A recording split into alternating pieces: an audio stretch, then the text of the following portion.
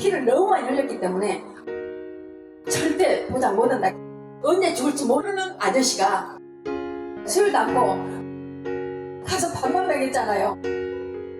그때는 병당에 방이 3개 있었어요.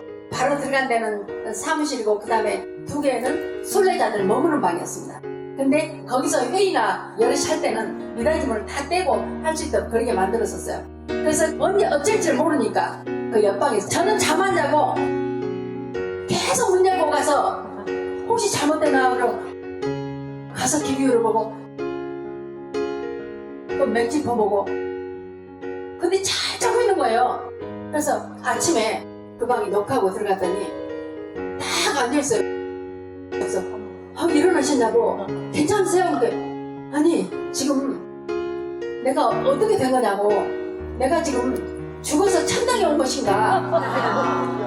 왜냐면 옷도 이렇게 좋은 옷이 없었는데 옷도 좋은 옷을 입고 이렇게 좋은 방에서 내가 자고 있었다니 내가 천당에 온 것이 아닌가 하고 오지마 본 적이 없대요.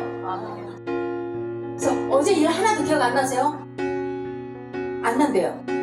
그래서 자초지종을 다 이야기해줬어요. 그랬더니 조금 기억나요. 근데 수강아파트 창문 거기서 이제 숙소로 살았나봐요.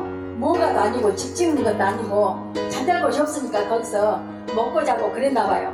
위장쟁이 아저씨예요. 위장쟁이 뭔지 아세요? 네. 위장을 하고 오니까는 그 창고가 다 헐어져 버리는 거예요. 거기가 자기 집도 아니고 그냥 창고 자기가 들어가서 그렇게 산 것인데 이제 자기 짐도 거있고 위장쟁이 하려면 그런 여러 가지가 있는데 그게 다 없어져 버렸잖아요. 그래서 항의를 한 거예요. 항의해봤자 아무 소용없었대요. 그래서 너무 기가 막혀가지고 매일 시장하고 골목으로 가는데 누가 돌멩이 큰 것으로 머리를 탁 때려버리더래요. 그래서 거기서 쓰러졌대요. 이미 머리를 맞아가지고 피가 난 거예요. 또 와서 항의를 했어도 소용없으니까 그래 내가 이렇게 살아서 뭐하겠냐, 차라리 죽자. 그래가지고 본인 스스로가 그 정문 앞에 돌 양쪽에 이쪽 가서 찍고 저쪽 가서 계속 찍고 죽으려고 그래가지고 이제 쓰러진 거예요. 그랬는데 마르타 자매가 그 이튿날 왔어요.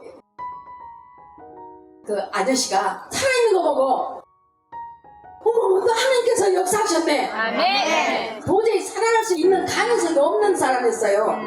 그랬는데 멀쩡하게 살았으니까 이야기를 하더라고.